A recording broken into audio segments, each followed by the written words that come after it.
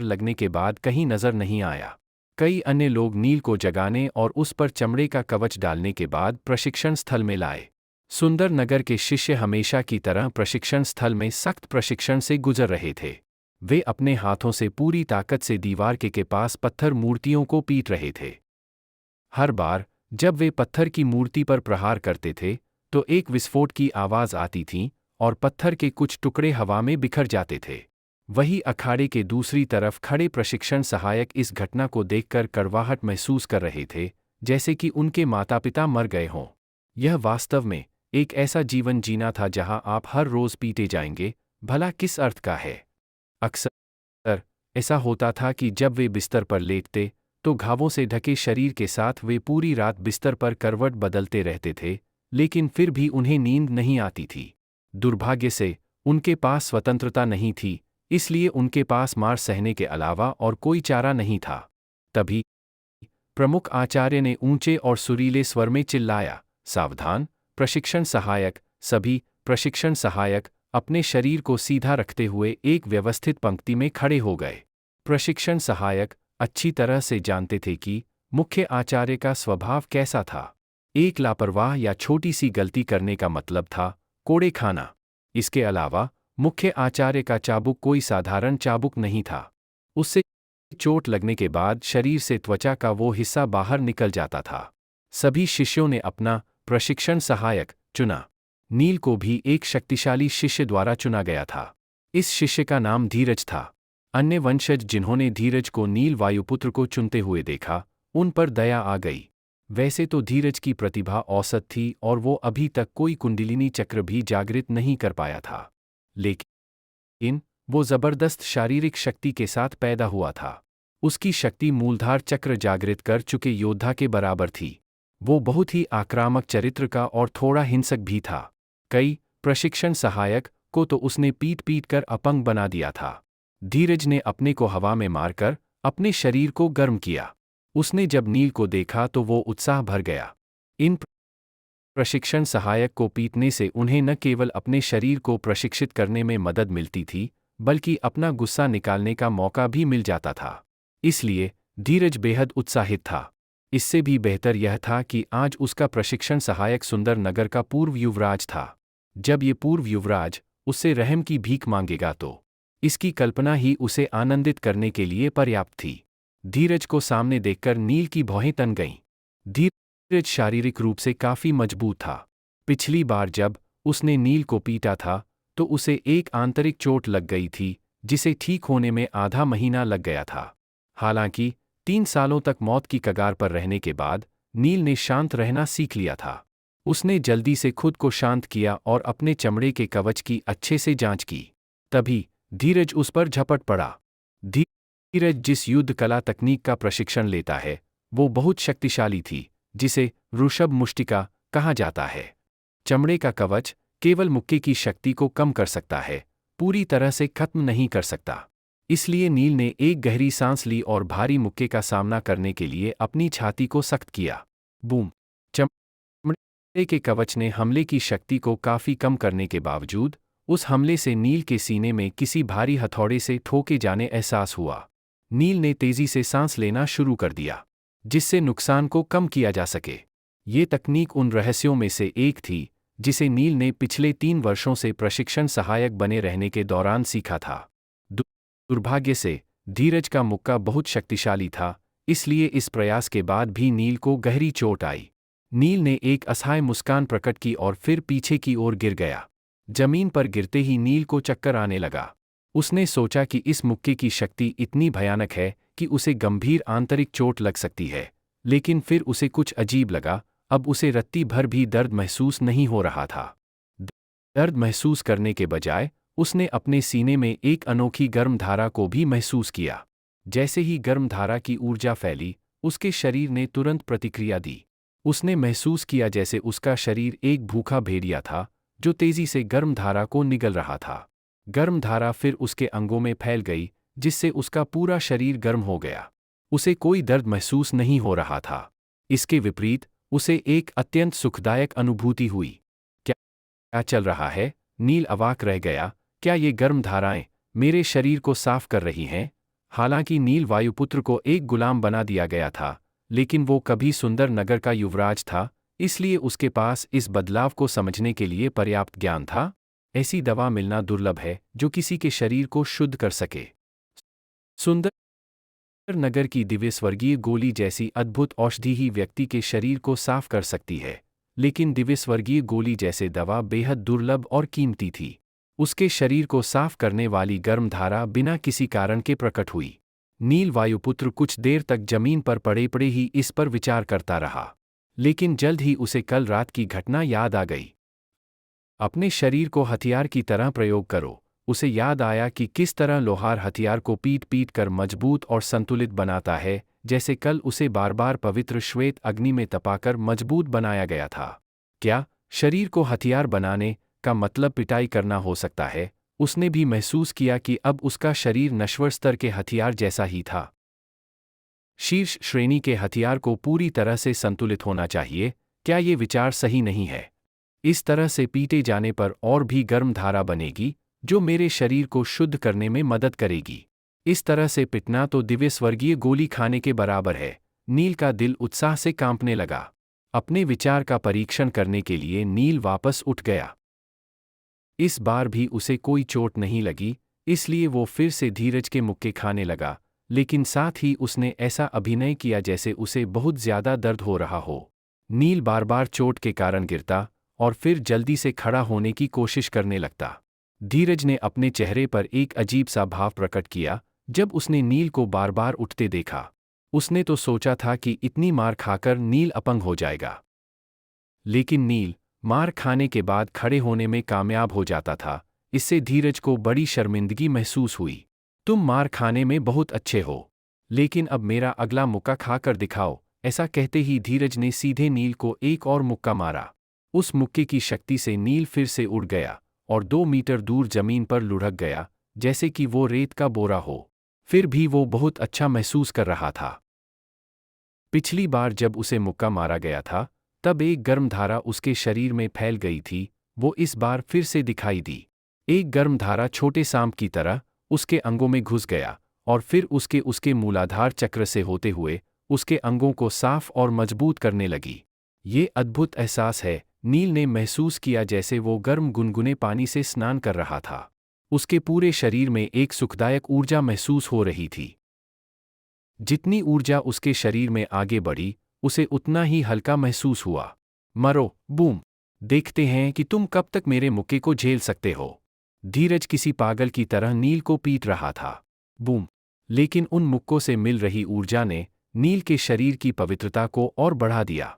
धीरज मूल रूप से नील के लिए कड़ी मेहनत करने वाला एक लोहार था, जो नील को गुस्सा दिलाने के लिए अपने मुक्के का उपयोग कर रहा था। लेकिन अफसोस, नील तो उल्टा इससे और भी खुश हुआ। धीरज उसे काफी देर पीटने के बाद आखिरकार रुक ही गया और नील को देखते हुए हाँफने लगा।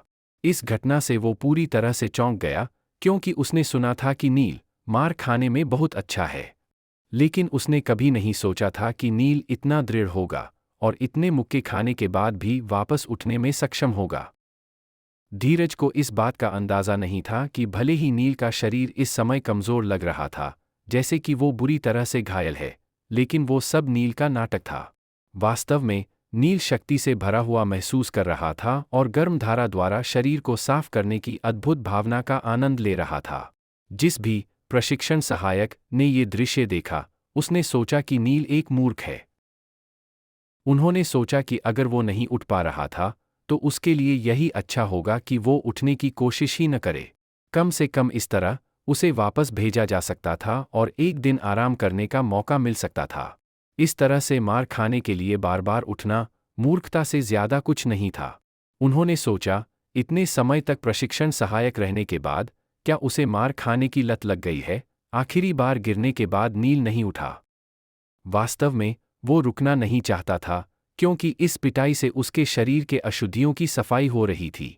लेकिन अगर वो इस तरह से बार बार उठता रहेगा तो बाकी लोग उस पर शक कर सकते हैं। ऐसे में उसने फैसला किया कि अगली पिटाई के लिए वो कल तक इंतजार करेगा। धीरज ने देखा कि नील अब उठने में कामयाब नहीं हो पा रहा है, तो उसने राहत की सांस ली। यदि वो फिर से उठ जाता तो धीरज को बड़ी शर्मिंदगी उठानी पड़ती। शाम के वक्त नील लंगड़ाते हुए वापस तहखाने में चला गया। लेकिन जब सुंदर नगर के नौकरों ने तहखाने का दरवाज़ा बंद कर दिया तो वो मुस्कुराया और तुरंत अपनी सामान्य अवस्था में आ गया। तभी नील को कुछ याद आया जिससे वो हैरान रह गया। ऐसा कैसे हो सकता है? तो क्या होगा आगे? क्या हो रहा है नील के साथ और उसके शरीर में किस तरह के बदलाव आए हैं? क्या ये नील के लिए मददगार साबित होगा या फिर नुकसानदेह?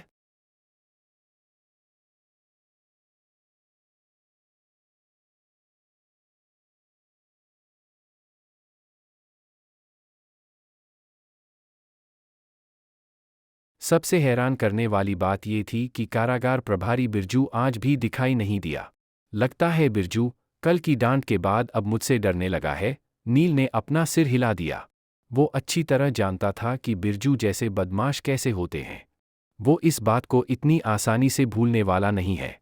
नील समझ गया कि बिरजू उसे नुकसान पहुंचाने के लिए जरूर कोई योजना बना रहा होगा। उसे छोड़ो, मुझे बस उसके जैसे बदमाशों से सावधान रहने की जरूरत है।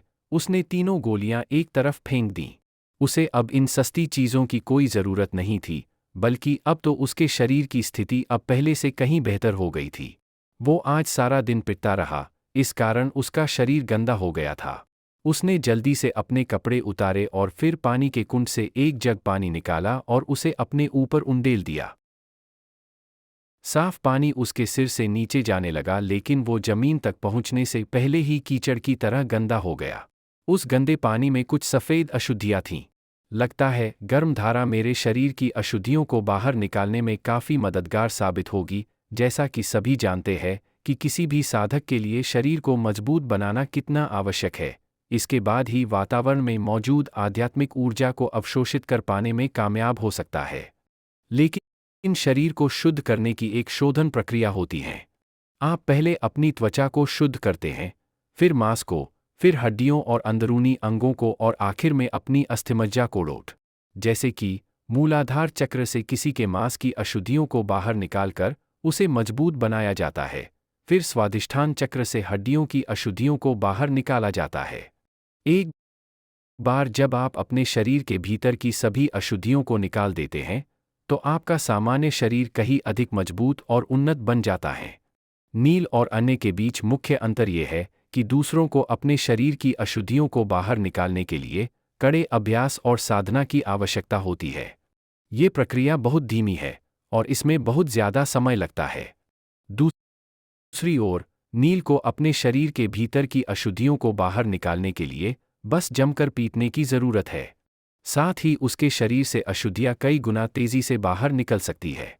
नील पहले से ही मूलाधार के शिखर पर पहुंच गया था, लेकिन वो पिछले 3 वर्षों से पर्याप्त अभ्यास और साधना न कर पाने के कारण आगे नहीं बढ़ पा रहा था। लेकिन आज की पिटाई के बाद उसे लगा जैसे उसके शरीर काफी बदलाव आ गया हो। उसका मांस अब अतुलनीय रूप से शुद्ध हो गया था और उसने फर्श पर फैली काली अशुद्धियों में हल्की सफेद अशुद्धियों को देखा। उसके मांस से निकली अशुद्धियां काली अशुद्धियां थीं, जबकि सफ़ेद अशुद्धियां उसकी हड्डियों से निकली हुई अशुद्धियां थीं, जो इस बात का प्रमाण था कि वो अब स्वादिष्ठान चक्र में पहुंच गया था। उसने अपनी शक्ति की जांच करने का फैसला किया। उसने अपनी संपूर्ण शक्ति नंदी सहस्त्र मुष्टिका में प्रसारित कर दी और फिर उसने हवा में एक मुक्का मारा। उस मुक्के से एक विस्फोटक ध्वनि उत्पन्न हुई और उससे निकलने वाली तेज हवा पूरे तहखाने में फैल गई, जिससे वहां मौजूद दिया और कागज हर तरफ बिखर गए। दुर्भाग्य से तहखाना बहुत छोटा था। उसके पास अपनी ताकत का परीक्षण करने के लिए कोई सहायक या यंत्र नहीं था और वो दूसरों का ध्यान भी नहीं खींचना चाहता था, वरना उसके लिए मुश्किलें और भी बढ़ सकती थी। फिर भी उसने अपने मुक्के में वो शक्ति महसूस की जो आज तक महसूस नहीं की थी। उसने आश्चर्य में अपने मुक्के को देखा और खुद से ही बड़बड़ाया, मेरी शक्ति अब स्वादिष्ठान चक्र तक पहुंच चुकी है। नील बेहद उत्साहित लग रहा था और इस उत्साह के कारण उसे बिल्कुल भी नींद नहीं आ रही थी। आखिर में वो काफी देर बाद केवल 2 घंटे के लिए सो पाया, लेकिन उसके बावजूद वो ऊर्जा और जोश से भरा हुआ महसूस कर रहा था। सुबह सुबह एक नौकर ने तहखाने का ताला खोला और उसे बाहर लाने से पहले नील वायुपुत्र को बेड़ियां पहना दी। स्वादिष्ठान चक्र में प्रवेश करने के बाद उनके शरीर में कई बदलाव आए थे, लेकिन उन्हें शब्दों में बयां करना मुश्किल था। अगर सूक्ष्मता से उसकी गतिविधियों पर ध्यान दिया जाए तो उसमें हुए परिवर्तन को महसूस किया जा सकता था।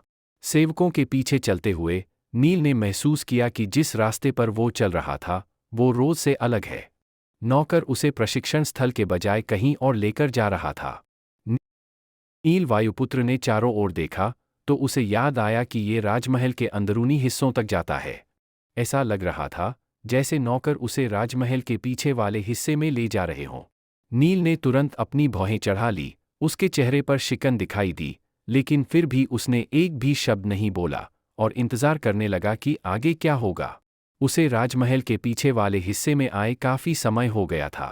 चलते चलते उसने चुपचाप अपने आसपास के बदलावों को देखा।